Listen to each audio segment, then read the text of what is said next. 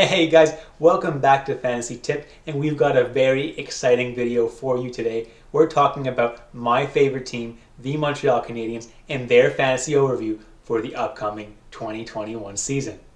Before we get into it, guys, please leave a like, subscribe, hit that notification bell. I would really appreciate the support. Alright guys, so let's jump right into it. Let's start with their lines. Now, on the day of this recording, Montreal held their very first training camp practice, and these were their lines. Tatar, Danault, and Gallagher, unchanged from last season. The second line was Drouin, Suzuki, and Josh Anderson, which makes sense because Drouin and Suzuki had some real good chemistry in the playoffs last year. The third line was Tyler Toffoli, Kotkaniemi, and Joel Armia. And that fourth line was Paul Byron, Jake Evans, and Lehkonen. Now, Frolik is just out of the top four lines, and Corey Perry hasn't quite made his way to Montreal training camp just yet. Now, on that power play, we've got Tyler Toffoli, Nick Suzuki, Jonathan Drouin, Shea Weber, and Jeff Petrie. On that second power play, we've got Josh Anderson, Jesperi Kotkaniemi, Brendan Gallagher, Thomas Tatar, and Alexander Romanov. Now, with Montreal, they kind of play both power plays pretty equally. Last year we had two power plays and they both played a lot, so all the players that you see on these power plays should get a good amount of power play time. Alright guys, so now that we're done with the lines, let's talk about my do not draft list. And first on that list is Joel Armia. This may surprise some of you because Joel Armia had a really good season last year. He had kind of a breakout season. He had 30 points in only 58 games, so he was over a point every 2 games and also had 144 hits, so he didn't do too bad. And honestly, I like Armia. Obviously, I'm a Habs fan. I like almost everybody on the team. But the thing is, this year, I don't see Armia getting as big of an opportunity as he did last year. Armia right now is slated to play on the third line. And yes, with the Habs, there's no real third line. There's no real second line. There's no real first line. The top 3 lines are all pretty good lines. They're all about equivalent. But the thing is, Armia is easily the worst guy out of those top 9 players, so he can easily be replaced by a Lehkonen, a Corey Perry, and then suddenly he's playing on the 4th line.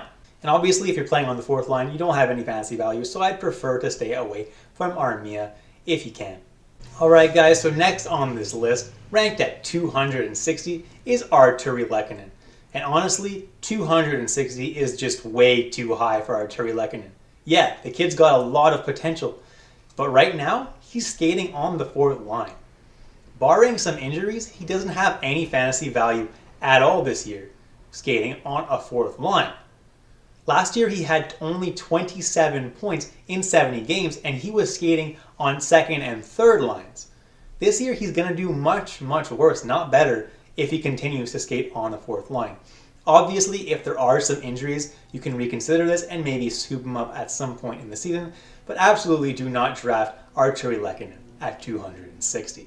Last but not least, guys, on this list is Michael Frolik and Corey Perry. These are 2 guys that Montreal have recently signed, and they're really good depth pieces, but they don't really have any fantasy value. These guys both used to be pretty good players in their prime, but they've aged and they're not quite that player anymore, unfortunately. But they do provide really good depth pieces for Montreal. However, they have no fantasy value whatsoever. Paul Byron's another guy that could easily be on this list. He's a nice, speedy player. We all like him in Montreal. But this year he's going to be playing 4th line minutes unless there's an injury or 2 that boost him up the lineup. So because of that, he has no fantasy value this year.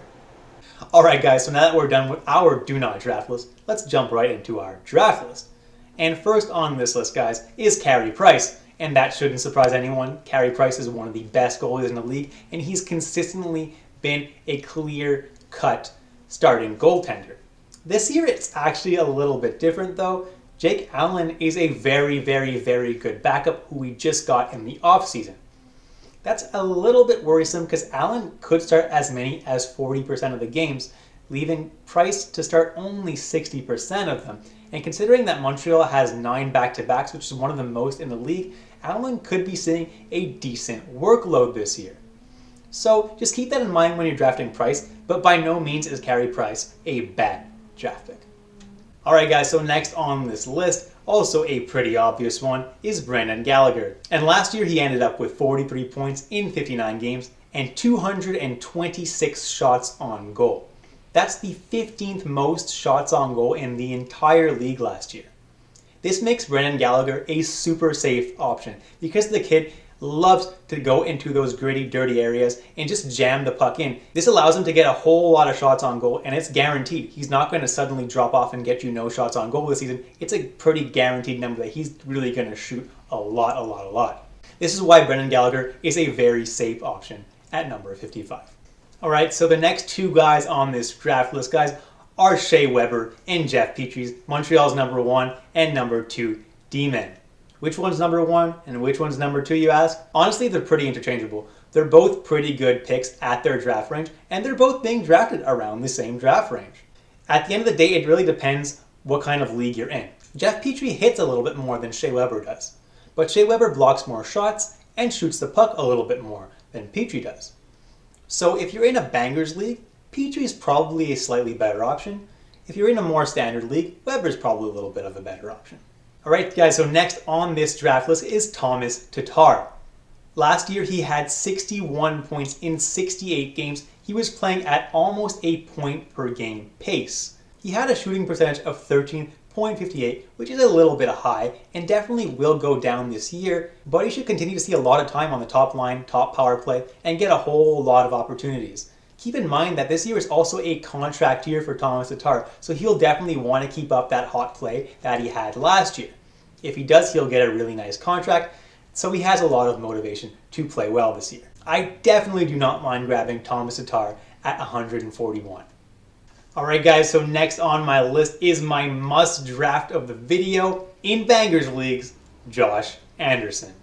And last year, he was playing half injured and was limited to only 26 games because of that injury. He managed only 4 points in those 26 games, but he was really playing hurt. The season prior to that though, he had 47 points in the full 82 game schedule and ended up with 212 hits, which is the 19th most hits in the league that season.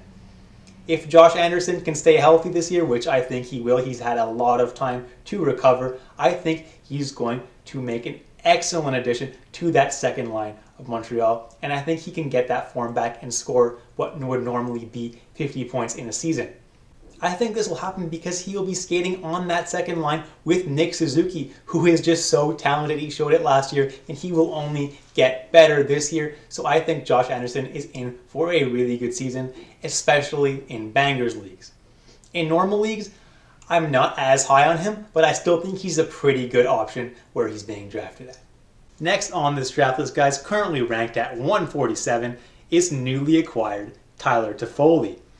And honestly, this was a great acquisition by GM Marc Bergevin. I really liked it, and I think he's going to have a pretty good season this year.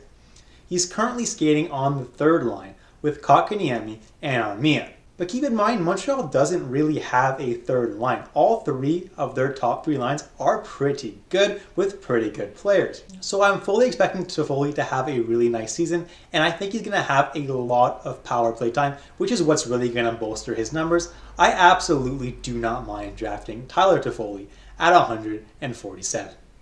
Alright guys, so next on this list is Phillip Danault, and he's a really good option in categories leagues that use the face-off wins category, because he had the 6th most face-off wins in the league last year. On top of that, he's a really good point producer. He ended up with 47 points last year in 71 games, and he's got a pretty guaranteed role on the Habs. He is their top line center with Gallagher and Tatar, and they were very good last year. No, Danault won't be getting any power play time this year, but he wasn't really getting any last year either. Danault even got 119 hits last year for those of you in Bangers Leagues. So honestly, Danault is a really safe option at 167. Next on this list, guys, currently ranked at 186 on Yahoo Rankings, is Nick Suzuki. Nick Suzuki's got dual eligibility as both a center and a right winger, but he should be centering that second line on Montreal this year with Josh Anderson and Jonathan Drouin. And we saw last year that Suzuki and Drouin had some really good chemistry in the playoffs, and we hope that that's going to continue as Montreal Canadiens fans. If that does continue, both Suzuki and Drouin should have a really good seasons and are both absolute steals at their current Draft prices. Josh Anderson only adds an element of physicality to that line, which should make them even better, and he's a talented skater as well. So I absolutely love drafting Suzuki at 186 and Drouin at 234. Alright, so that's it for the draft list, guys. Let's jump into our keep your eye out for list, and first on the list is Jake Allen.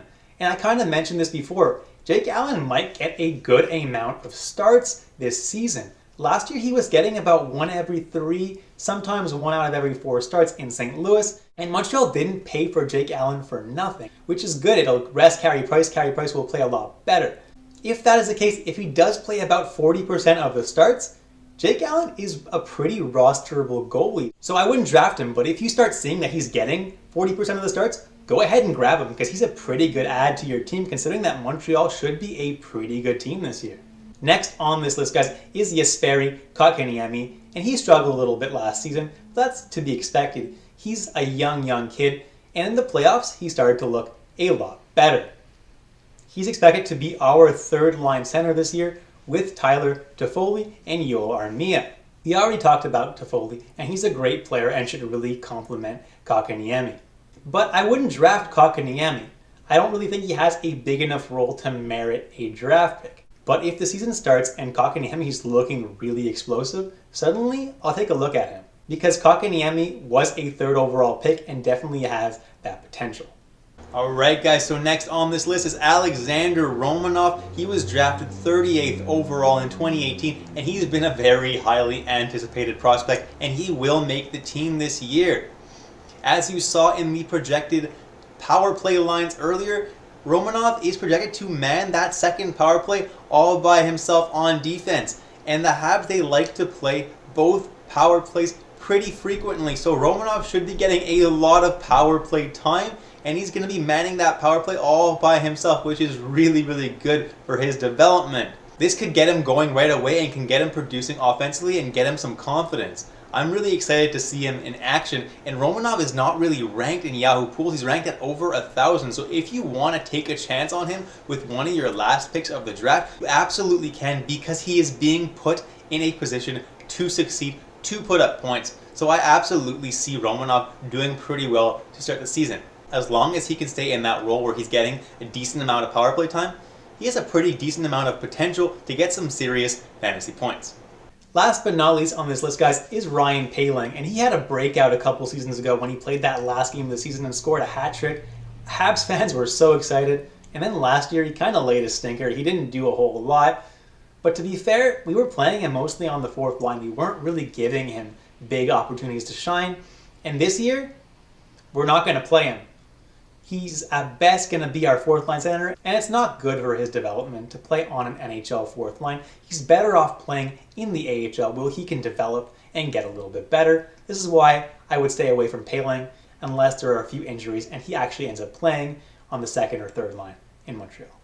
Alright, that's it guys. Thank you so much for watching all the way through. I really appreciate it. Leave a like, subscribe, hit that notification bell, and leave a comment. Let me know how I can improve these videos.